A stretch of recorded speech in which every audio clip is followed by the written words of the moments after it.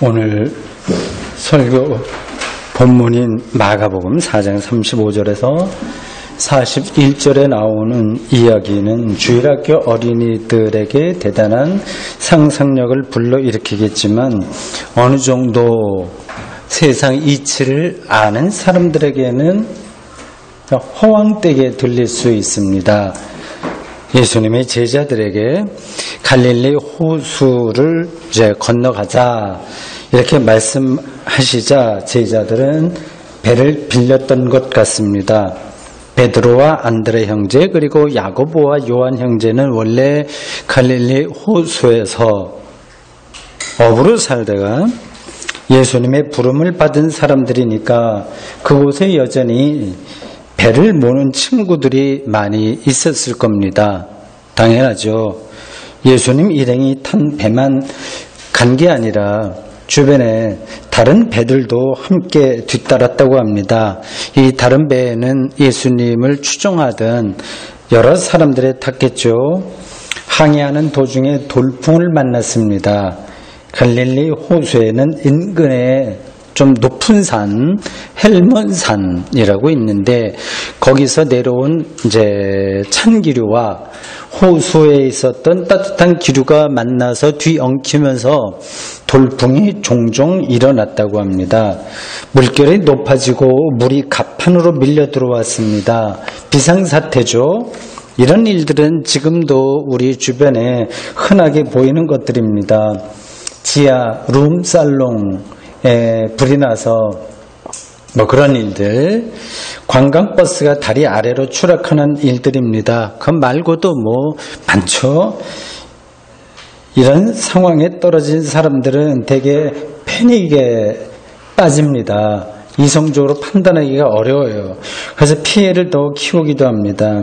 오늘 본문에 목숨이 경각에 달린 난타 직전이니까 이 엄중한 상황에서 예수님은 배의 고물, 앞부분을 이물이라고 하고 뒷부분을 고물이라고 하는데요. 순수한 우리말인가요? 우리가 일상적으로는 잘 쓰지 않은 건데 성경에 그 고물 뒷부분에 그렇게 표현되어 있습니다. 예수님이 거기서 베개를 빼고 잠들었다. 그 상황을 아주 리얼하게 표현하네요. 그냥 잠들었다도 아니고 베개를 빼고 잠들었다고 하네요. 그 배에도 베개가 있었는지는 모르겠습니다. 피곤해서 잠시 좋은 건지 아니면 그냥 누워만 있었던 것인지 우리가 정확하게 알 수는 없습니다. 제자들의 눈에 예수님의 그런 모습이 이상하게 보인 거죠. 그 상황을 38절이 이렇게 묘사합니다. 예수께서는 고물에서 베개를 베고 주무시더니 제자들이 깨우며 이르되 선생님이여 우리가 죽게 된 것을 돌보지 아니하시나이까 하니 갈릴리 호수를 항해하는 중이라고 했다면 예수님은 고물이 아니라 배 뒤편이 아니라 뱃머리 멋지잖아요. 이 뱃머리에 딱 서거나 어디에 기대에 앉아서 저 수평선을 바라보면서 깊은 묵상을 한다거나 아니면 기도를 해도 좋았을 텐데 그게 더 폼나는 모습 아니겠습니까? 그런데 배 뒷자리에서 잠에 떨어졌다고 하는 겁니다. 뭔가 예수님의 이미지의 밸런스가 깨지는 장면입니다. 이것은 요나 이야기를 연상시킵니다. 요나는 니느웨로 가서 하나님의 말씀을 전하라는 신탁을 받았지만 저 강렬한 내적 그 영혼의 부르심을 받았는데 나름대로 판단해서 아직 때는 아니다 생각해서 하나님의 신탁을 피하기 위해서 성경에는 낯을 피한다고 했는데 다른 곳으로 아주 멀찍이 그 다시스로 가는 배를 탔다고 합니다. 가다가 광풍으로 배가 비상사태에 빠졌을 때 이 요나는 배의 가장 아래층에 있는 그 선실에서 잠을 자고 있었습니다. 오버랩되는 장면입니다. 잠든 예수를 본 제자들은 예수를 깨우면서 이렇게 말했습니다. 선생님, 죽게 된 우리를 왜 도와주지 않으십니까? 이런 표현도 사실은 자연스럽지 않습니다. 배를 다루는 기술은 예수에게 없어요. 제자들이 훨씬 더 전문가입니다. 제가 그 자리에 있는 제자 중에 한 사람이었다고 한다면 예수님에게 다음과 같이 이야기했을 겁니다. 선생님, 지금 상황이 좋지 않으니까 그만 주무시고 피곤하더라도 일어나십시오. 그러나 너무 걱정하지 마십시오. 우리가 예전에 이런 일들을 많이 경험해 본 터라 해결할 수 있으니까 좀 일어나십시오. 이런 정도로 얘기했을 겁니다. 이러한 것들이 상식적이고 합리적인 거 아니겠습니까? 지금 우리가 예배를 드리는 이 지하가 지진이 나거나 다른 일로 막 상당히 무너졌다고 해봅시다. 아니면 어디 불이 났다고 합시다. 그러면 제가 나서서 해결할 수는 없습니다. 이런 문제에서 나보다 더 전문가인 집사들이 나서야 되겠죠. 아무개 집사라든지 아니면 건축의 이런 전문가 이런 분들이 나서서 이 구조가 이러니까 이렇게 해야 된다고 얘기하지 않겠습니까? 그럼 저는 그 말을 따라야 됩니다. 오늘 이야기는 그러니까 일반적인 게 아니라 뭔가 다른 메시지가 있다는 뜻입니다. 그게 뭘까요? 39절은 다음과 같이 말하고 있습니다. 예수께서 깨어 바람을 꾸짖으시며 바다들어 이르시되 잠잠하라 고요하라 하시니 바람이 그치고 아주 잔잔해지더라. 바람과 바다를 꾸짖고 잔잔하게 만들었다는 이야기는 다른 고대 문헌에서도 찾아볼 수 있습니다. 헬라 신화에 바다를 다스리는 신 포세이돈이 나옵니다. 포세이돈은 바다의 바람과 파도를 일으키기도 하고 없애기도 하는 신입니다. 본문이 말하는 것은 예수가 자연의 악한 능력까지 제어할 수 있는 초능력적인 존재라는 뜻입니다. 그걸 말하고 싶었던 거예요. 이런 경우는 복음서에 흔하지는 않지만 종종 나옵니다. 예수님의 기적 이야기도 성격이 많이 다릅니다. 사람에 대한 이야기 있고 자연을 제어하는 것도 있는데 조금씩 달라요. 간질병 걸린 아이를 고칠 때 이렇게 말씀하셨습니다. 마가복음 9장 25절 말 못하고 못 듣는 귀신아 내가 네게 명하노니 그 아이에게서 나오고 다시 들어가지 말라. 오늘 본문에 이어지는 마가복음 5장에서는 정신질환자를 고치는 이야기가 나옵니다. 더러운 귀신아 그 사람에게서 나오라. 마가복음 5장 8절입니다. 그러자 귀신이 2,000마리 이상의 돼지떼에게 들어가게 되었고 돼지떼가 몽땅 호수 그 언덕을 달려 내려가서 호수에 빠져서 죽었다고 합니다. 이런 이야기에 대한 신자들의 반응은 크게 두 가지입니다. 하나는 저런 초능력을 행하시는 걸 보니까 예수님이야말로 하나님의 아들이라고 하는 게 분명하다 그런 생각이고요. 다른 하나는 이런 이야기는 헬라 신화나 여러 나라의 영웅 설화에 불과하니 별 큰 의미가 없다는 생각입니다. 그렇게 보는 생각이 있다는 겁니다. 여러분은 어느 쪽입니까?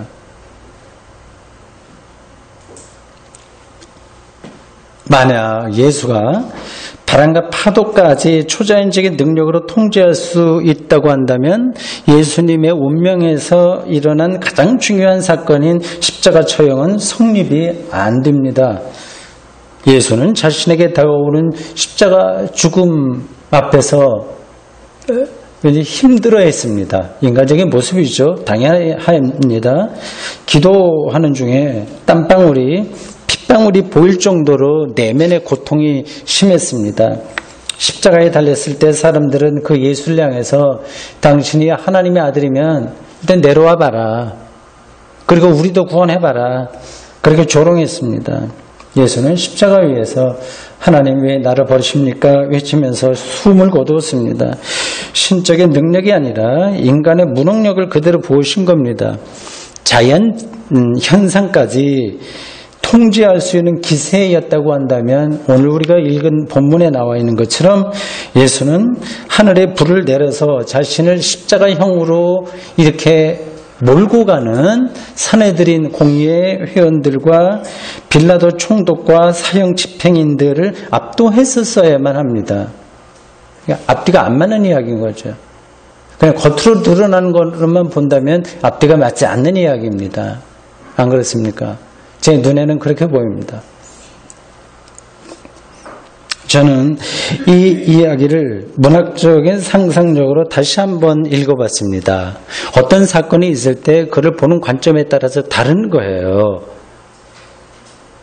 이게 제자들의 입장에서 지금 말한 겁니다. 요 이야기는 제자들의 눈에 그렇게 비쳤다고 하는 겁니다. 근데 예수님의 입장에서는 이것이 어떤 것이었을까? 그렇게 문학적으로 제가 상상해 보았습니다. 갈릴리 호수는 예수의 주요 활동 무대였던 가버나움을 끼고 있는 호수입니다. 그래서 예수에게는 아주 친근한 장소입니다. 상당히 오랫동안 거기서 머물렀습니다. 갈릴리 해변을 많이 걸었습니다. 그의 영혼이, 예수의 영혼이 그 갈릴리 호수와 가버나움과 그곳에서 아주 성숙했을 것으로 보입니다.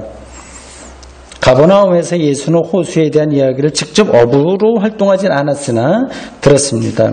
돌풍에 대해서도 들었고 건너다 보이는 헬몬산의 구름 같은 것도 많이 봤겠죠. 그는 강행군으로 인해서 피곤한 상태입니다. 예수에게는 휴식이 필요했습니다. 군중들과 좀 거리를 둘 필요가 있었습니다. 지금 상황이 그렇습니다. 그래서 사람들이 많이 살지 않는 가버나움 이쪽이 아니라 그 건너편, 그러니까 거라사 지역으로 지금 가는 중입니다. 어부들이 돛을 올리고 배를 모는 사이에 예수는 고물에서 누워서 잠시 눈을 붙였습니다. 밀려오는 피곤은 어쩔 수 없는 거죠. 배가 크게 흔들렸지만 깊은 잠에 취했기 때문에 일어날 수가 없었습니다. 비몽사몽 중에 제자들이 자신을 흔들어 깨우는 걸 느꼈습니다. 잠에서 빠져나오면서 상황을 파악했습니다. 예수는 돌풍이 잠잠해지리라고 하는 사실을 직감할 수 있었습니다. 제자들에게 이렇게 이야기했겠죠. 여러분, 괜찮습니다. 곧 좋아질 겁니다. 하나님께서 우리를 지키십니다. 내가 기도드리겠습니다. 일정한 시간이 지난 다음에 돌풍이 그치자 제자들은 예수가 바람과 파도를 꾸짖은 것으로 판단했습니다.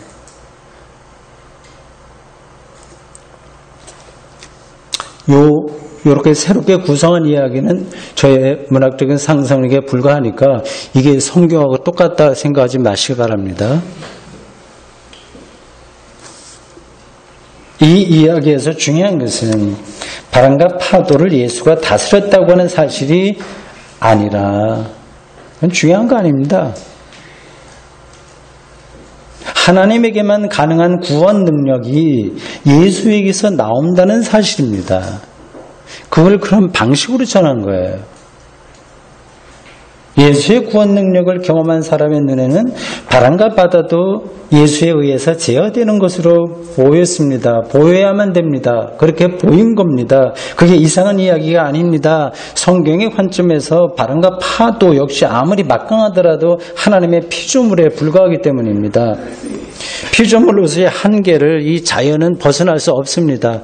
저 우주 끝에 있는 모든 별들도 다 마찬가지입니다. 그게 성경의 자연관입니다. 세계를 그렇게 보고 있습니다. 이런 성경의 자연관을 믿는 저는 자연을 연구하는 자연과학에 대한 거부감이 하나도 없고 또한 지나친 기대감도 없습니다. 자연과학의 결과는 그대로 수용하면서 자연과학으로 인간과 세계가 구원받지 못한다는 사실을 견지합니다. 제자들은 예수에게서 구원의 능력을 경험했습니다. 구원은 하나님에게만 가능한 것이니 예수님이 곧 하나님의 아들, 즉 하나님입니다. 그래서 그들은 예수가 바람과 바다를 꾸짖었고 바람과 바다가 잔잔해졌다고 과감하게 주장할 수 있었습니다. 저는 오늘 이야기를 읽으면서 제자들이 경험한 예수로부터의 구원이 실질적으로 무엇이었나, 그리고 초기독교가 이 문제를 어떻게 생각하고 다루고 있었나에 대한 궁금증이 더 많아졌습니다.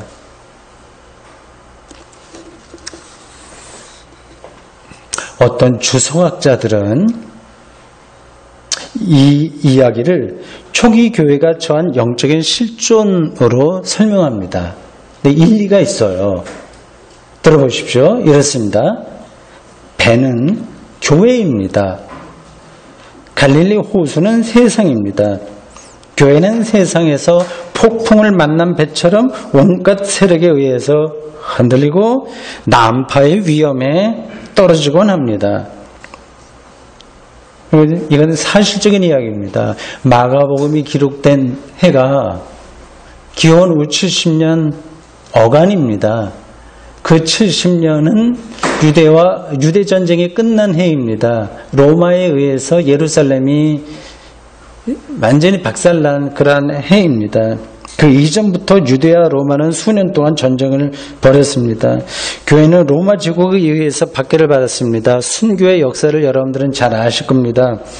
풍전등화와 같은 위기에 봉착하기도 했습니다. 그 상황은 아직 자리를 잡지 못한, 그래 유대교로부터도 아직 독립하지 못한 초기 기독교에서 볼 때 아주 공포스러운 겁니다.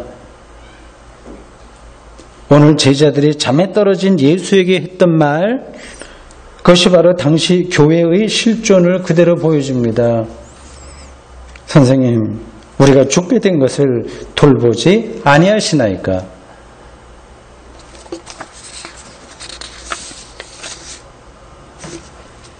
이 호소는 21세기 오늘 우리들에게 그대로 적용됩니다. 두 가지입니다. 하나는 우리가 죽게 되었다는 사실입니다. 난파선의 승격과 다를 게 없습니다. 이런 호소도 개인에 따라서 다르게 받아들여질 겁니다. 어떤 사람들은 실제로 죽음과 같은 그런 재난과 고난에 종종 떨어집니다. 죽게 되었다고 하는 외침을 외칠 수밖에 없습니다. 그게 무엇인지 제가 일일이 설명하지 않겠습니다. 그러나 또 어떤 사람들은 나는 인생이 잘 풀려 참 좋아, 난파선이 아니라 에덴 동산에서 산다고 생각합니다. 그래 살면 좋죠. 전반적으로 행복한 조건에서 살아가는 사람들입니다. 그렇다고 해서 죽게 되었다고 하는 말을 피해갈 수는 없습니다. 언젠가는 실제로 죽는 날이 오기도 하고 저만치 앞에서 달려오기도 하고, 그리고 자신에게 매몰되지 않고 주변과 세계를 바라보는 사람이라고 한다면 죽게 되었다는 사실을 실감하지 않을 수 없습니다. 지금도 여전히 우리 주변에 나에게 갇히지 않고 주변을 본다면 우리 주변에 난파선과 같은 상황에서 살아가는 사람들이 많기 때문입니다. 어저께 동성로에서 동성애자들의 퀴어 축제가 있었고 기독교를 중심으로 해서 반대 집회들을 했다면서요. 그 동성애에 속한 사람들의 상황이 그 난파선과 같은 거 아니겠습니까? 일일이 제가 권할 필요도 없습니다. 난민들이 실제로 세계 곳곳에서 생기고요. 남의 일처럼 느끼긴 하지만 실제로 그런 일은 벌어지고 있습니다.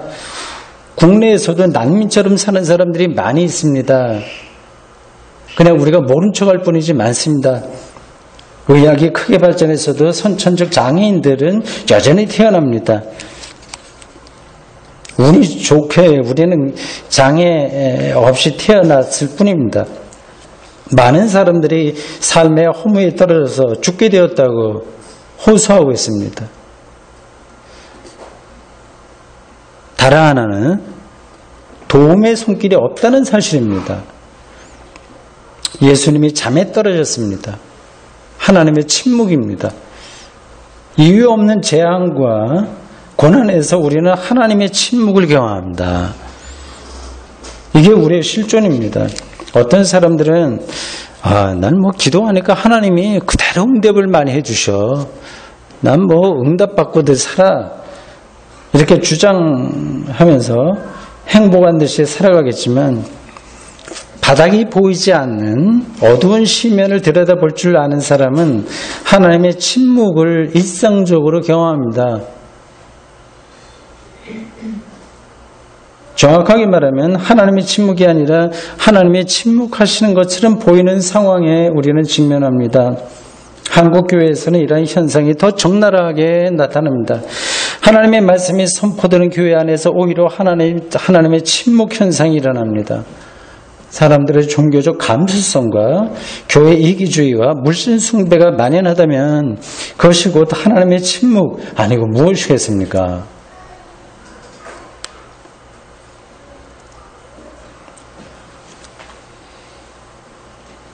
이러한 어려운 상황에서 초기 기독교는 어떻게 문제 해결을 답을 찾았을까요? 믿음입니다. 잠에서 깬 예수는 바람과 바다를 잔잔하게 한 뒤에 제자들에게 다음같이 말씀하셨습니다. 어찌하여 이렇게 무서워하냐? 왜 무서워하냐? 너희가 어찌 믿음이 없느냐? 초기 교회가 놓인 상황만 본다면 사실은 무서워할 수밖에 없습니다. 공포스러운 상황입니다. 교회가 이렇게 지금 2000년 후까지 존속하리라고 하는 예상을 그들은 하지 못했습니다. 마가복음 공동체는 자기들이 처한 상황이 아니라 믿음이 없는 것이 근본 문제라는 걸 깨달았습니다. 예수님은 믿음에 대해서 여러 번 말씀하셨습니다. 앞에서 인용했던 간질병 아이에 관한 이야기에서 믿는 자에게는 능히 하지 못할 일이 없다. 마가복음 9장 23절 이렇게 말씀하셨습니다. 그런 구절들이 많습니다. 이런 구절들이 주로 기도와 연관돼서 오용되고는 경우가 흔합니다. 그렇죠. 능치 못한 게 없다. 이게 무슨 싸구려 약장사처럼 교회 안에서 이렇게 돌아다닙니다. 신앙생활과 성경에서 이해한 부분이 있을 때, 이해하기 어려운 부분이 있을 때 무조건 믿으면 된다고 주장하는 사람들이 있습니다. 그리고 인간의 이기심, 우리 기독교인들도 다 그렇게 살잖아요. 이기심, 이거로 작동이 많이 되지 않습니까? 그런 것들을 믿음으로 치장합니다. 그게 믿음이 아니고 이기심인데 그걸 믿고 하면 된다 이렇게 가르치고 있습니다. 그렇게 믿으면 또 좋을 거예요. 자기의 어떤 걸 채워주니까 말입니다. 심리적으로 그냥 위로를 받게 됩니다. 희화적인 사건들도 한국교회에서는 자주 벌어집니다. 집을 장만해달라는 기도를 믿음으로 구하라고 부축입니다. 어느 유명한 목사는 해외 선교사들이 모인 집회에서 이 선교용 승합차를 구하는 기도 드려라, 믿음으로 드려라 고 하면서 구체적으로 몇 년씩 언제 만들어진 거 그리고 색깔까지 밝히라고, 그리고 때가 돼서 결혼할 여자 청년들에게 혹은 남자 청년들에게 상대방 배우자의 나이, 키 이런 것까지 구체적으로 기도하라는 선동하는 겁니다. 믿음과 기도의 전형적인 오용이자 왜곡입니다. 믿음은 하나님을 향한 전적인 신뢰입니다. 전적인 신뢰입니다. 내가 계산해서가 아니라 무조건적인 신뢰입니다. 이건 저절로 생기지 않습니다. 하나님이 누군지를 아는 게 중요합니다. 하나님은 창조주이며 완성자입니다. 이게 상투적으로 이해하지 마십시오. 그분이 창조했고 완성할 뿐이십니다. 이는 생명의 근원이 하나님이라는 뜻입니다. 그러니까 믿음은 뭐냐? 나에게 어떤 것이 잘 되냐 아니냐 그거를 생각하는 게 아니라 하나님이 생명의 근원이라고 하는 사실을 전적으로 신뢰하는 겁니다. 이런 게 당연하다고 생각하겠지만 이런 믿음은 오히려 드뭅니다. 찾아보기 힘듭니다. 입으로는 하나님을 창조주라고 얘기하지만 실제로는 사람이 만들어 놓은 어떤 것들을 하나님으로 착각합니다. 자기가 만들어 놓은 그런 것들이 자기가 원하는 대로 이렇게 작동되지 않으면 사람들은 무서워하고 불안해합니다. 그게 우상숭배인 거죠. 현대문명은 모두 인간의 이러한 심리, 자기가 원하는 것이 안 될까 하는 그런 염려에 빠지는 심리에 뿌리를 내리고 있을지 모릅니다. 가장 전형적인 것은 현대문명에서 상품 판매 전략입니다. 그런 것들은 사람의 불안에 호소하는 거예요. 상품 파는 거는. 정수기를 사용하지 않으면 건강을 잃을 것으로 생각하게 만듭니다. 배우들과 같은 외모를 갖추기 위해서 성형도 많이 합니다. 우리나라처럼 젊은이들이, 특히 젊은 여성들이 외모 지상주의에 빠진 경우가 세계에서 찾아볼 수 없다고 합니다. 최근에는 탈코르셋 운동이 벌어지긴 합니다. 교회 생활도 이런 불안에 기초하는 경우가 많습니다. 목사들은 신자들을 심리적으로 불안하게 만들어서 교회의 노예처럼 의존하게 만듭니다. 알량한 믿음으로 천국 갈 수 있다는 사탕발림도 실제로는 이러한 불안 심리에 기댄 겁니다. 이미 그러한 기독교 신앙은 18세기, 19세기에 다 깨졌습니다. 깨졌는데도 여전히 우리나라에는 그 방식으로 신앙이 유지되고 있습니다. 프로이트, 니체, 등등이 다 그것을 분석해 놨습니다. 믿음이라고 하는 말은 많은데 실제로 믿는 사람은 많지 않습니다. 너희가 어찌 믿음이 없느냐고 하는 말씀은 하나님을 향한 절대적인 신뢰만이 우리의 무서움 그리고 불안으로부터 해방시킨다는 뜻입니다. 저는 이 말씀이 교회 생활, 신앙 생활만이 아니라 우리의 삶 전체에서 옳다고 믿습니다. 다른 길이 없습니다. 오늘 이야기에서 제자들의 마지막 반응이 흥미롭습니다. 그들이 심히 두려워하여 서로 말하되 그가 누구이기에 바람과 바다도 순종하는가 하였더라. 마가복음 4장 41절입니다. 제자들은 이거는 초기 기독교의 신앙 고백이기도 한 건데 예수님의 말씀과 그의 행위를 통해서 두려워해야 할 대상이 누군지를 확실하게 알게 되었습니다. 그러니까 믿음을 회복한 겁니다. 큰 광풍과 물결로 표현된 세상살이의 어려운 상황이 아니라 창조주 하나님이 그 두려움의 대상이며 하나님의 아들 예수 그리스도야말로 두려움의 대상입니다. 여기서의 두려움은 앞서의 무서움과 다릅니다. 앞서는 건 무섭다는 거고 뒤는 두려움입니다. 앞서의 무서움은 풍랑과 이런 걸 보놓고 무서움은 우리가 죽게 된 것을 왜 돌보지 않느냐는 원망이나 하소연으로 나가지만 여기서의 두려움은 창조와 생명의 능력을 향한 찬양으로 나갑니다. 앞서의 무서움은 우리로 하여금 점점 더 자기 자신에게 매달리게 하지만 여러 가지 점에서 여기서의 두려움은 자기에게서 해방시킵니다. 그 해방의 마지막 차원은 죽음으로부터의 해방입니다. 그것이 곧 생명을 얻는 것입니다. 사랑하는 성도 여러분, 눈앞에서 벌어지는 광풍과 물결을 보고 무섭긴 하겠지만 너무 무서워하지 마십시오. 정말 두려워해야 될 대상은 창조주 하나님, 그리고 참된 믿음이 무엇인지를 말과 실제 삶으로 보여주신 예수 그리스도이십니다. 아멘.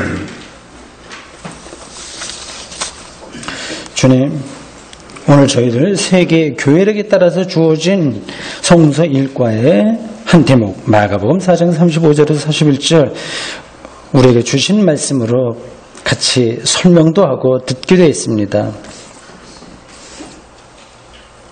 공연한 것에 공연하진 않고 우리 삶을 여러모로 힘들게 하는 세상의 삶의 조건들, 그 광풍과 물결 무섭긴 합니다만 또 그것을 해결할 방법이 따로 있지도 않기에 아무리 용을 써도 그 상황을 벗어날 수 없는 것도 분명합니다. 하나님, 그것을 우리의 노력으로 해결하려고 용 쓰지 말고 정말 두려워해야 될 대상이 누군지를 바르게 알아서 그분을 찬양하고 그분에게 우리의 운명을 맡기는 믿음의 세계로 들어가는 것. 주님, 우리들에게 이 바른 길을 허락해 주십시오. 예수님의 이름으로 기도합니다. 아멘.